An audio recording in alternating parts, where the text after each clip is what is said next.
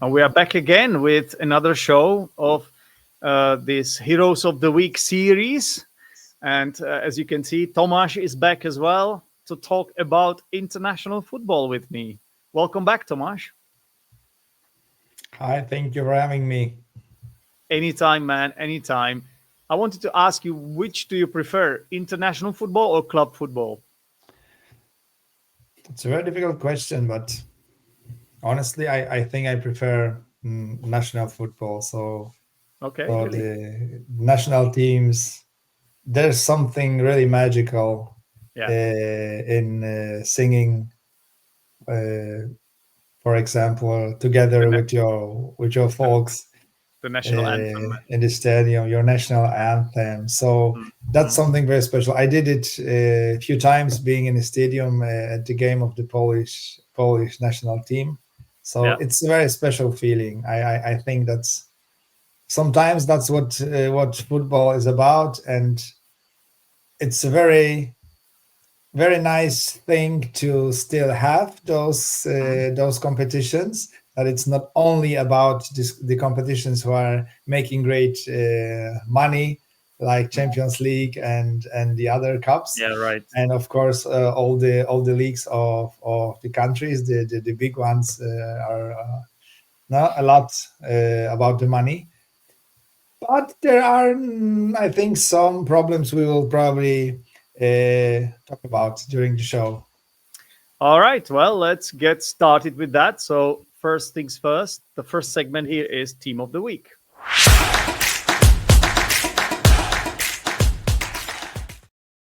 And I will keep this very short and sweet. My team of the week is Slovakia for collecting 6 points from 2 qualification games. And obviously, the more important one, the one that became a real upset, a big upset, was the defeat of the German national team. So Slovakia managed to beat them 2-0 in an amazing fashion. You saw that game as well, and we spoke about it on the Footglish podcast too. So what's your team of the week, Tomáš? Well, it would have been Slovakia if you haven't said it, but in You can this still case, choose them. I would have to choose Poland, Okay. um, because of the transformation they did in a very short period, and that's something that everybody is speaking about, is talking about. Also in Germany now, I've seen some German highlights of this game, and everybody was impressed with the Mhm. progress they did in a very short period. Yeah. So I think the Slavic teams are pretty good at the moment, and Yeah. that's what we both are enjoying, right? Absolutely. Don't jinx it. Don't jinx it, Tomáš. Okay. Heroes of the week.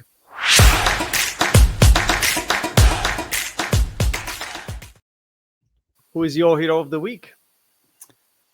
Well, I really tried not to speak only about the Polish team, but it would be, let's say, partially also about the English football, because there is Okay. for me it's Matty Cash. It's the defender of the Polish team who scored 2 goals in 2 games, who is not very long time in our Polish team and integrated greatly, wonderfully. So wait, So wait a it's minute. like So is he Polish or English? Because he has got an English name, so. right? Matty Cash. Yes, that's Matty Cash, but one of his parents is Polish, and Ah, I he have see. chosen to play for Polish national I team, see. His and dual yeah, nationality.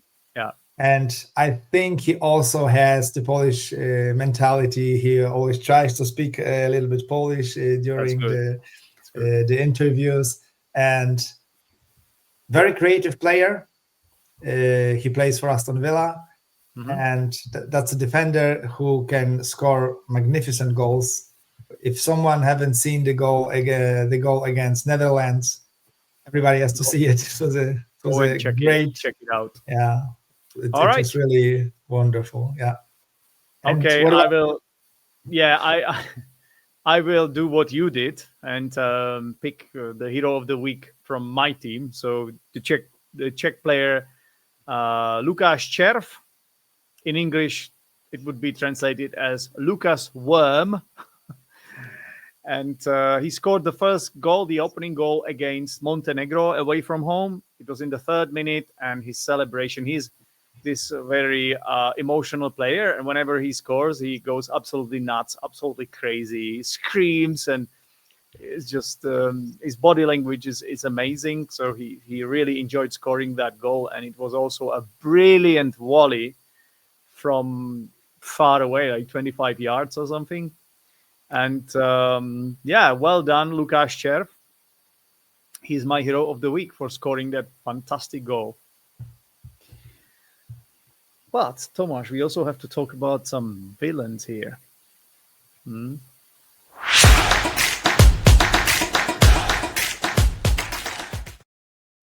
I shall pick up where I left off. I'm going to keep the same name for this segment too. Lukáš Červ is my villain of the week. Because how is it possible? Because there was a moment in this game against Montenegro when he did what he always does whenever he plays for Plzeň, and that drives neutral football fans, and I'm pretty sure that even Plzeň football fans, crazy. He simulated an injury. He overdid what was happening. Basically, he was kicked in the chest. I don't think it was that violent. It was more accidental, and he covered his face as if somebody kicked him in the head. I absolutely can't stand this. I hate it. It's not good sportsmanship, in my opinion. And in this day and age, when we have cameras everywhere, it's, in my opinion, it's plain stupid. Even VAR, if he was trying to get someone sent off, like, VAR is not gonna do it. It's clearly obvious from the footage that somebody kicked him in the chest and it was accidental. And why is he covering his face, like as if I mean, come on. It might have worked during the Maradona times, but now, please don't do it. Can you stop doing this? He's a good player, but this is just his part of his game is just something he needs to get rid of. So that would be the same. I thought it would be funny as well to choose the same player, but I think I justified it as well, hopefully. So yeah, Lukáš Červ is both hero and the villain. you did pretty well, I have to say. Thanks. And I just have to say, it's really so it makes you ask yourself, how precious are those seconds that you're winning, simulating, just thinking about all you've said. How much is it worth to get those few seconds and lose the respect of your fans? Because that's the point. The thing is, I think he's not a stupid guy. I think he's smart, but he probably does it as instinctively or something. He learned it in the youth team or something. Now he's still pretty young, so let's hope he loses this at some point, in his career. Let's hope it for him and for his fans now, because it's not a pleasant thing to watch. No, and for the neutrals fans' sake as well, and commentators, and experts, and pundits, and us, the podcasters too. So, who's your villain, Tomáš? So I would like to present two. The first one is serious, and the second one maybe not this serious. But the first one, I know that the fans don't really like if you're criticizing the referees too much. But in the game of Poland, there was a very long phase in the second game against Finland, in which there were really dangerous fouls committed by the Finnish team. Yeah. And I thought, and probably all the millions of Poles and also neutral fans who watched this game, we all have waited for seeing a yellow card for one of these fouls, because they're really dangerous. And if you will think about who got fouled in this situation. It was Lewandowski, it was Metikesh, it was Wisniewski. Those were the players who were crucial for this game. And only imagining that they could have ended this game in the early phase after a brutal foul, and just what you've just said, there are cameras everywhere. They're looking at it. So for me, at least two of them should have been checked as a potential red card. Really? Because it was really brutal. It had nothing to do with football. And I think that's the referee who lets the game develop this way is a villain. He should control the players. We don't know his name, but fair enough. Fair enough. It was a referee from Slovenia, and afterwards, as from the moment Poland got full control of the game, it was better because the Finnish team played a little different football from the opening phase, but it was also not a pleasant thing to watch, and we really had some serious doubts if those players would have continued the game. So, but fortunately, they didn't get injured. They won, and the game finished. Yeah, unintended. Finished. The game finished. Unintended. All right, Tomasz. The second one, I have to say this because I'm very curious. Maybe someone will write a commentary. A comment under your video on YouTube. Don't you think that UEFA complicated it too much with the teams that are starting later? Some that are starting earlier. Germany has 3 options to go into the World Cup. They can win the group. They cannot win the group, be second, and then play some playoffs, and then they can be third. But because of the place they had in the Nations League, they will be able to play some other playoffs. I am sure some players of national team don't understand what's their way to the finals. So I think they've complicated it to the level that nobody understands anymore. I see what you. I wasn't sure what you meant, but now I know what you mean. Actually, this is the advantage for the Czech team as well. We are in the same position as Germany. Yeah. We've managed to win the B group of the Nations League, which put us in a really strong position for the playoffs, even if we've somehow finished third in our group. Yeah. All right, Tomasz, we need to do this quickly. We're running out of time here. So the last segment is the takeaway of the week. Let's do it quickly.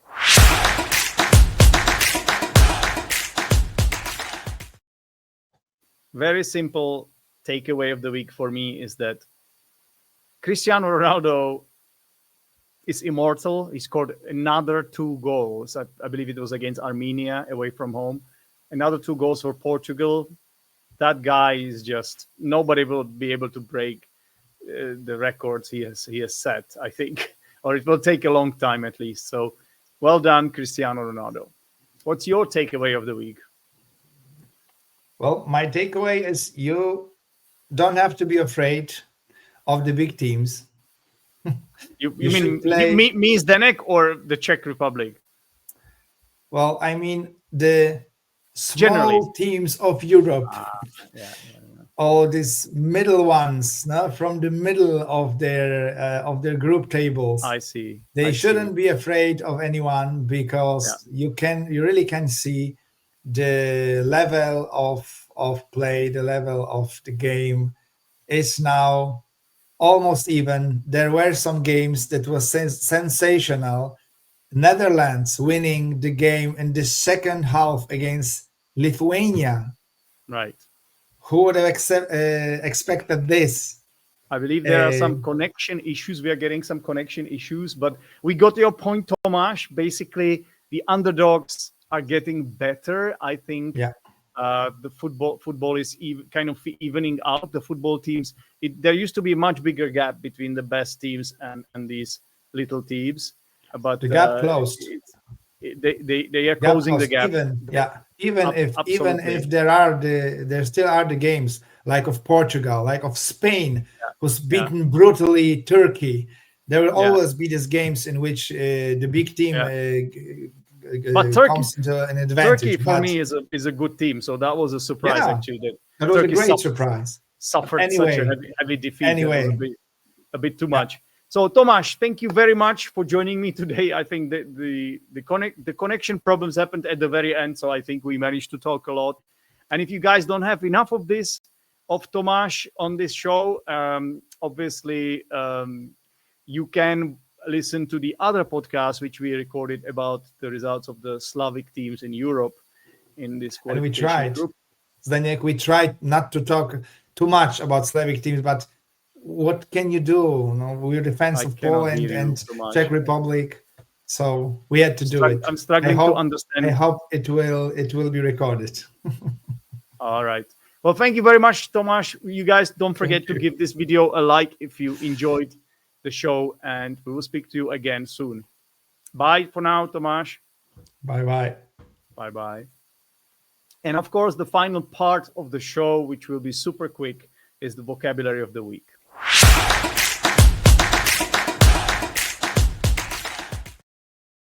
And in this one, I would like to bring to your attention the collocation to commit a foul. Tomáš said there was a phase in which very serious fouls were committed. So he was referring to the Poland-Finland game.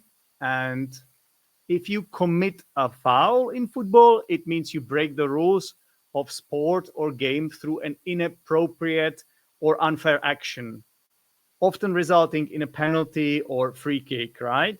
So it could be intentional or it could be accidental. It could be tripping someone, pushing someone, holding someone. It could be a hard tackle. There are so many different options, right? But generally, we use this phrase to commit a foul, or in this case, Tomáš used it in the passive form. The fouls were committed. So that's it. That's it for today. Thank you very much again for listening and watching, and I'll speak to you soon again. Bye-bye. Cheers.